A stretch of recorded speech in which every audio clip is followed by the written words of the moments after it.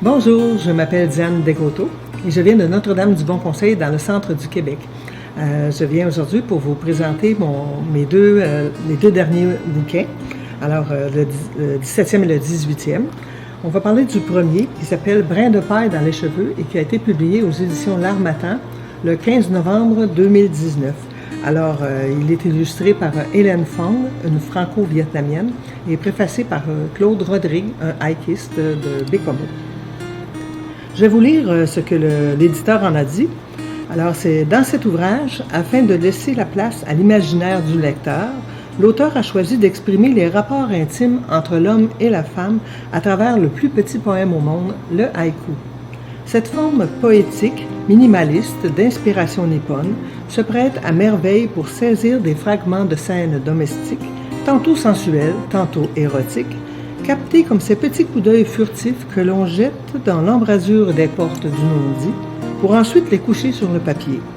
Et lorsqu'on a la lune pour témoin, il y a tant à dire entre la chair et le cœur.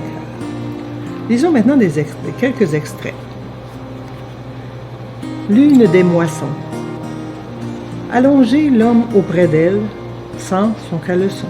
Nu sur du coton à 620 fils au pouce. Nos corps à tâtons. Que moi plus adroit pour déceler mon point faible, ainsi que l'endroit.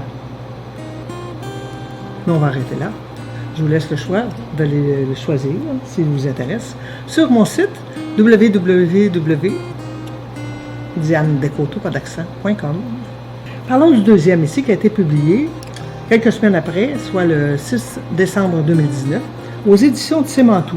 Ce qui est intéressant, c'est que Tsimantou est un mot en askapi, donc en langue autochtone, et je suis de descendance Cri.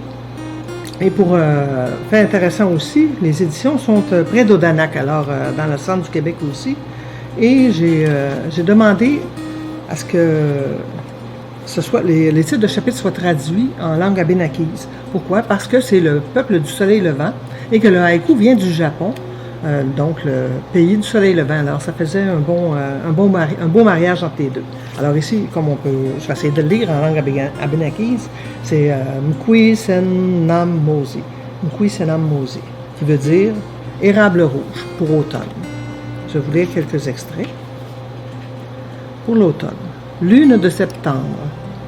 En me levant ce matin, du rouge et de l'ambre. La Saint-Valentin. Dans sa fourrure argentée, mes ongles carmins. Assaut printanier. Cavalerie agricole sur un pied de terre. Vous aurez deviné que j'habite à la campagne. Ramasser derrière ce que les ours ont laissé dans la bleuetière. Le premier de l'an. Juste voyez-vous, le haïku, c'est ça, en fait. Je vais vous expliquer c'est quoi, rapidement. Alors, c'est quand on voit quelque chose d'extraordinaire ou quand on est dérangé, par le téléphone, comme ça vient d'arriver. Alors, c'est un poème de 3 lignes, de 3 vers, c'est une image qu'on met en mots, ou un moment qu'on met en mots. C'est toujours un fait vécu. Là, il m'en vient un exactement là, parce que je suis en train de vous présenter mes livres. Puis, le téléphone, ça me sonne. Pendant le montage, alors en haïku, c'est 5 pieds, 5 syllabes, 7 syllabes, 5 syllabes. Alors, pendant le tournage, le téléphone ça marche pas. Le portable retentit, 7 syllabes. 3 coups, c'est dommage. Et voilà, un haïku. On répète. Pendant le tournage, le portable retentit. 3 coups, quel dommage! Voyez-vous, c'est un haïku. Fait que mes livres, en fait, c'est le genre de poésie, le genre littéraire que je pratique.